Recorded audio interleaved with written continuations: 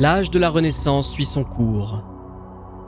L'Imperium, à la suite de l'hérésie d'Horus, a lancé une grande campagne de reconquête de ses territoires perdus et de vengeance à l'encontre des traîtres inféodés au dieu du chaos. Pendant presque un millénaire, l'Imperium de l'humanité se reconstruit péniblement, durant l'époque qui sera connue comme l'âge de la Renaissance. Les forces hérétiques, repoussées jusque dans la faille warp gigantesque appelée l'œil de la terreur, éclatent pour beaucoup en bandes guerrières, loin de la majesté de leur légion Astartes d'antan.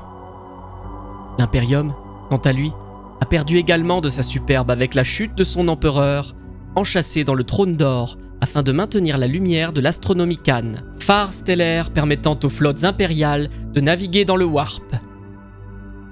Durant l'âge de la Renaissance, la plupart des primarques loyalistes survivants de l'hérésie disparaissent ou tombent au combat, affaiblissant encore davantage le royaume galactique de l'humanité et ouvrant la porte aux raids et invasions Xénos, attirés par l'odeur du sang, l'airant une proie facile.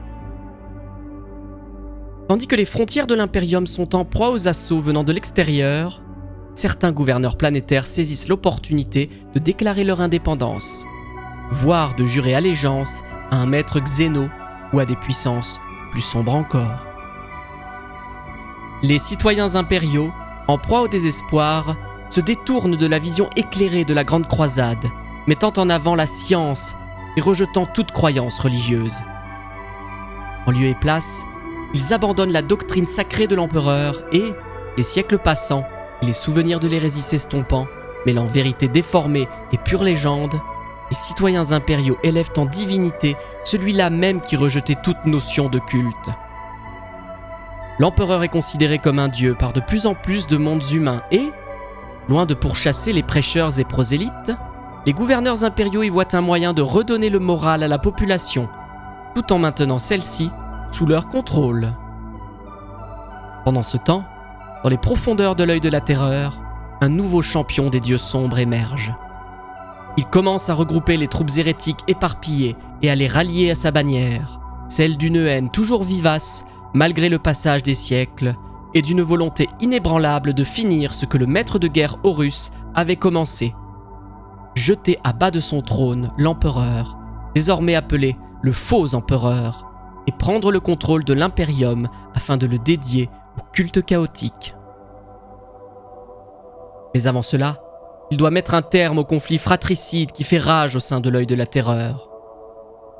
Celui-ci voit s'opposer les frères d'antan dans de mesquins conflits de territoires et de ressources, alimentés par la rancœur de la défaite et la jalousie mutuelle. Ces guerres des légions, comme elles seront appelées, vont retenir les légions félones dans le warp, faisant que l'Imperium, au fil des siècles, va finir par oublier leur existence.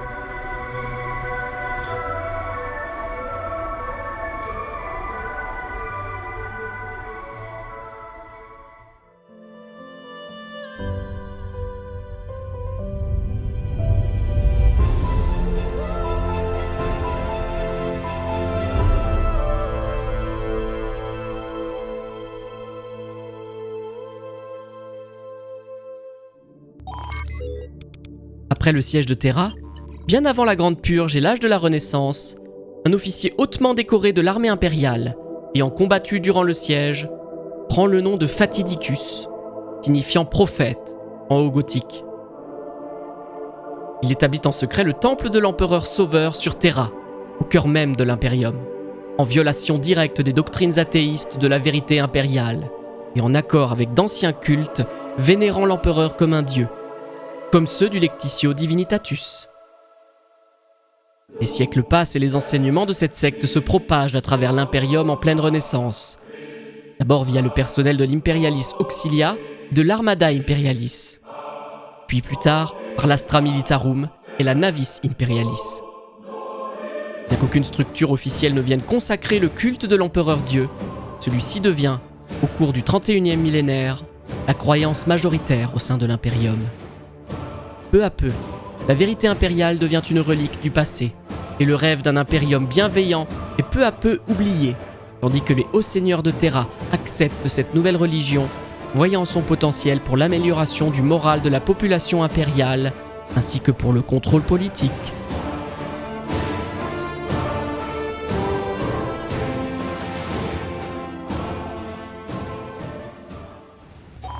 Après leur défaite lors du siège de Terra, les forces des traîtres sont repoussées jusqu'à l'intérieur de l'œil de la terreur.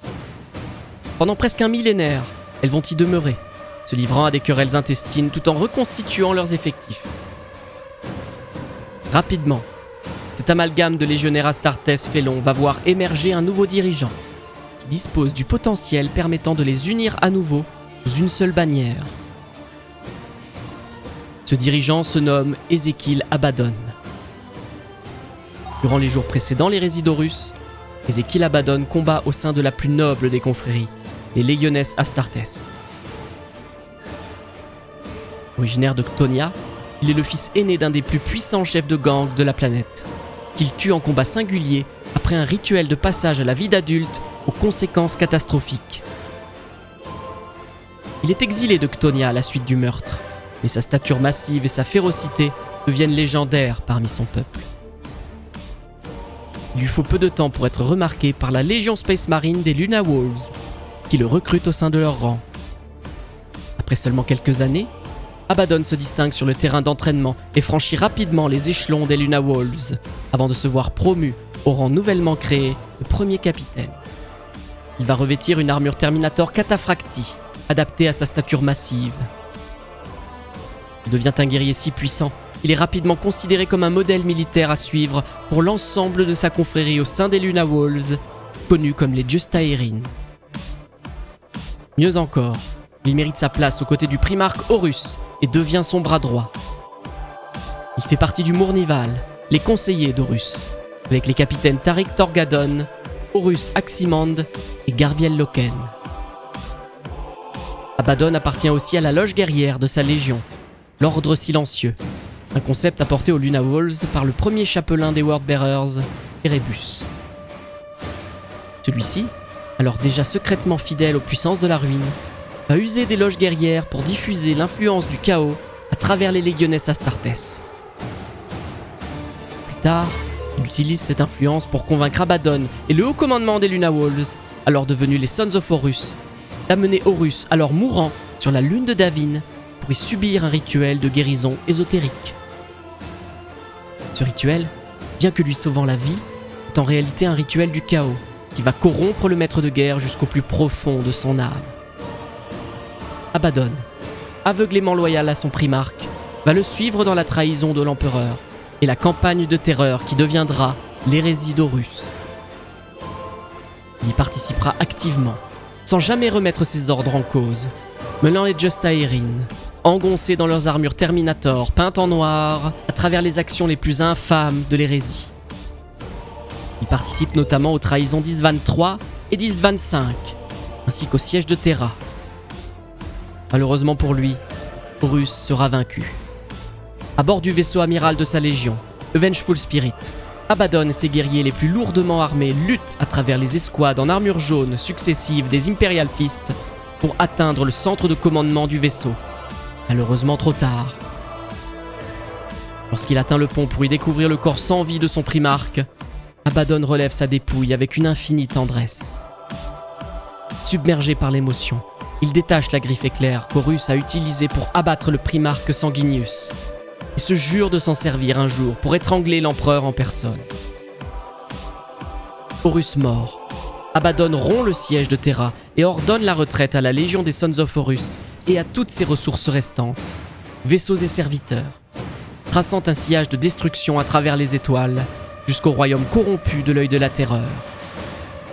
Les autres légions félonnes abandonnent le siège à leur tour et prennent également la fuite, suivant les traces des Sons of Horus.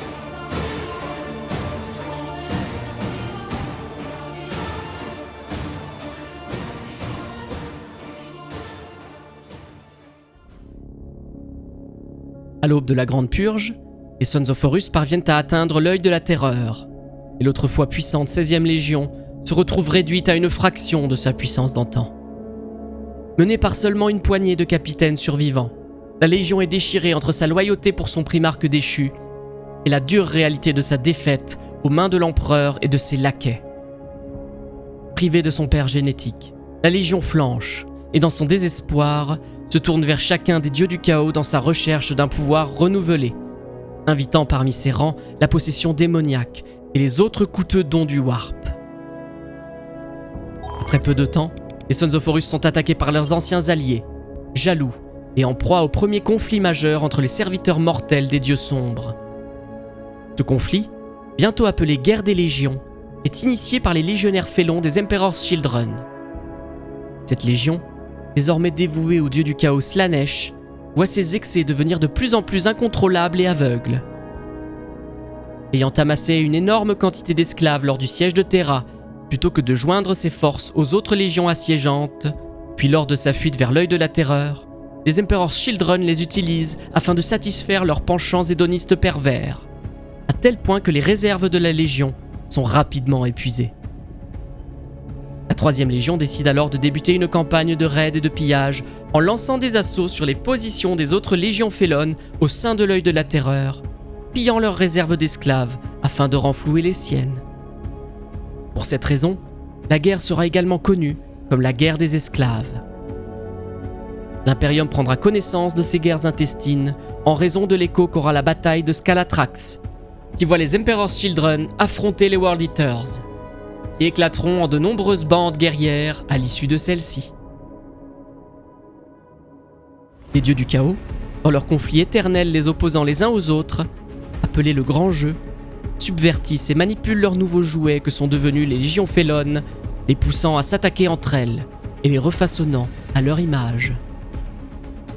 Les Sons of Horus, cependant, décideront d'ignorer ce conflit fratricide et préféreront se terrer sur le monde démon de Maeleum, fait d'acier et de rouille, et d'y ériger une forteresse colossale avec les épaves des vaisseaux dérivant dans le Warp. Ils y placeront le corps brisé de leur primarque, le préservant dans une stase.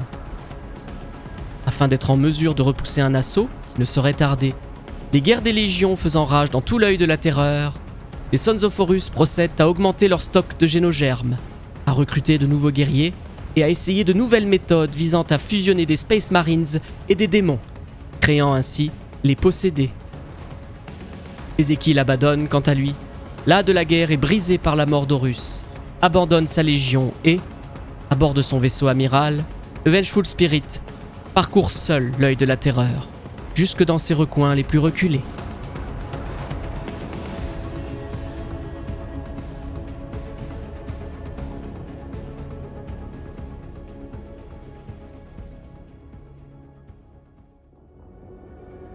Ézéchiel Abaddon n'est pas un barbare, à se battre pour des butins triviaux. Les batailles des guerres des légions ne sont pas les siennes, et verser le sang pour des esclaves ou des territoires ne l'intéresse pas.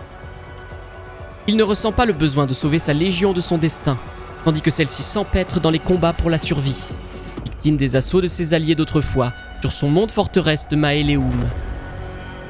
Le pèlerinage noir d'Abaddon le mène sur les milliers de mondes de l'œil de la terreur, à parcourir le sol de chacun d'entre eux. Il en ressent le besoin, afin de découvrir les frontières de ce nouveau royaume et en apprendre les secrets.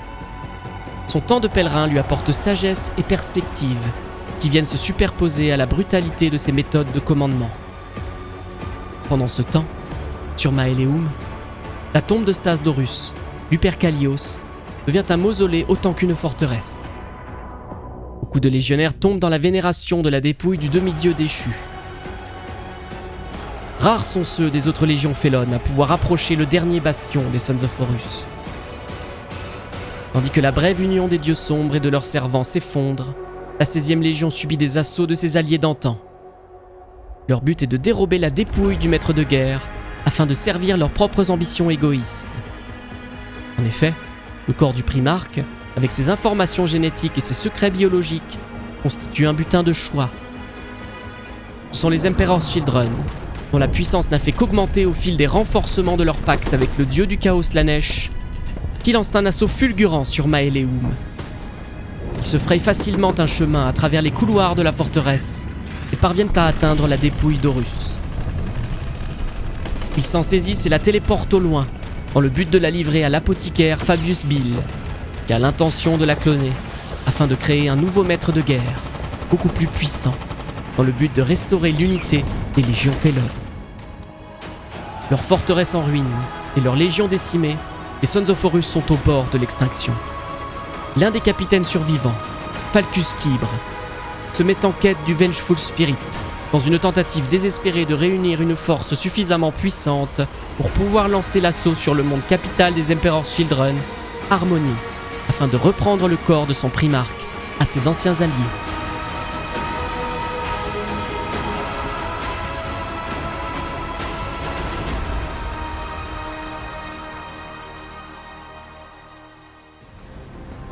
L'appel de Falcus Kybre parvient à Abaddon, dont le Vengeful Spirit émerge en orbite de Maelheum, dévasté. C'est à cet instant précis qu'il devient clair pour Abaddon que c'est l'échec d'Horus qui a conduit sa légion à cette situation, à s'entre-déchirer dans les ruines de leur forteresse. Il jure alors solennellement de réussir là où Horus a échoué, et promet de renverser l'empereur cadavre, comme il l'appelle. Il se proclame alors le nouveau maître de guerre du chaos, et, écœuré de voir à quel point sa légion est tombée bas, il parcourt les ruines de Maelheum et traque les autres capitaines de sa légion. Ils l'ont divisé en créant leur propre bande guerrière. Il calme sa rage avec leurs ultimes cris d'agonie et rapidement demeure le seul officier de la légion encore debout. Il exige alors la loyauté de ses frères. Certains voient Abaddon comme l'héritier légitime d'Horus et tombent à ses pieds volontairement, tandis que d'autres reconnaissent sa puissance brute et se soumettent à sa volonté. Quelques-uns d'entre eux, cependant, lui tournent le dos et sont soit rapidement abattus, soit disparaissent à jamais dans le Warp. Les Sons of Horus désormais sous sa coupe, Abaddon tourne son attention vers les supposés clones d'Horus. Il ordonne la destruction de toute trace du primarque sur Maelheum, puis ordonne à sa flotte de faire route vers Harmony. Sur le chemin, il s'adjoint les services de World Eaters ainsi que d'un sorcier des Thousand Sons, accompagné de 100 de ses légionnaires, réduits à l'état d'automates par une désastreuse sorcellerie. Lorsqu'il parvient en orbite d'Harmony, il ordonne l'assaut sur le Pulchritudinus, vaisseau amiral du primogénitor Fabius Bill, le seigneur des clones. Le vaisseau a été renommé Flesh Market par les Emperor's Children et, lorsque les Sons of Horus abordent celui-ci, ils y découvrent une forteresse des horreurs. Assemblage d'os humains et démons monstrueux empestant l'alchimie occulte leur barrent la route. Abaddon, flanqué par les Terminators Justaerin de Falcus Kybre, ses alliés à ses côtés, se fraye un passage à travers les coursives du navire et parvient à atteindre l'apothécarion. Il y découvre le sanctum d'un fou, ayant réussi à atteindre ses objectifs. En effet, tandis qu'il confronte Fabius Bill, qui lui conjure de voir dans ses travaux un moyen de réunir à nouveau les légions Felon, une silhouette massive fait son apparition. Il s'agit d'Horus Lupercal, ramené à la vie par le clonage de sa chair morte, directement prélevé sur son cadavre. Il manie le briseur de monde, son immense masse de guerre offerte par l'empereur en personne lors de son ascension au rang de maître de guerre, et charge les Justaerin. Il réalise un massacre parmi les rangs des fidèles d'Abaddon, et ceux-ci doivent battre en retraite pour éviter les frappes dévastatrices du primarque ressuscité. C'est alors que l'ancien premier capitaine s'interpose et interpelle le clone de son père. Un duel sanglant éclate alors, et rapidement, le clone n'est pas de taille face à Abaddon. Celui-ci, équipé de la griffe éclair d'Horus, saisit et fait voler en éclats le briseur de monde, avant de la plonger dans le ventre de son adversaire.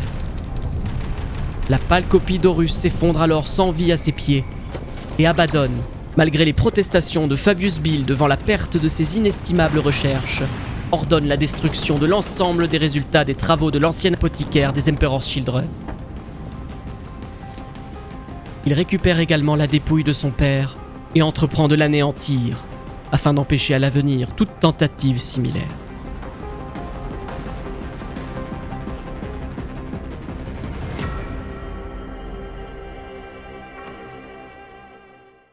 La destruction du corps de leur primarque annonce le début d'une nouvelle ère pour la 16e Légion. Abaddon fait repeindre les armures vertes de sa légion en noir, couleur du deuil et de la vengeance, et bannit l'ancienne dénomination de celle-ci. À partir de cet instant, elle sera connue comme la Black Légion. À travers ses actions, Abaddon, surnommé le Fléau, a revigoré celle-ci, rappelant à tous que personne ne peut se tenir en travers de sa route et qu'elle se tient première parmi les légions félonnes, faisant la volonté des dieux sombres d'un jour hérité de la galaxie tout entière. Bien que les guerres des légions continuent de faire rage, elles se limitent désormais à des affrontements mineurs. En effet, lorsqu'Abaddon lance un appel à se rallier à sa bannière, toutes les bandes guerrières du chaos mettent alors leurs différends de côté pour œuvrer dans un seul but, faire que brûle la galaxie. Ces forces militaires colossales prendront le nom de Croisades Noires, et, lorsqu'elles émergeront de l'œil de la terreur, elles œuvreront dans un seul but, renverser le faux empereur de son trône d'or. La 781e année du 31e millénaire, presque 8 siècles après sa retraite de Terra, Abaddon fait irruption dans l'espace impérial à la tête d'un host de guerre constitué de traîtres et de démons. Il s'agit de la première croisade noire, et celle-ci marque le début de la longue guerre menée par les forces du chaos, pourtant présumées disparues par l'Imperium, contre leurs frères d'antan.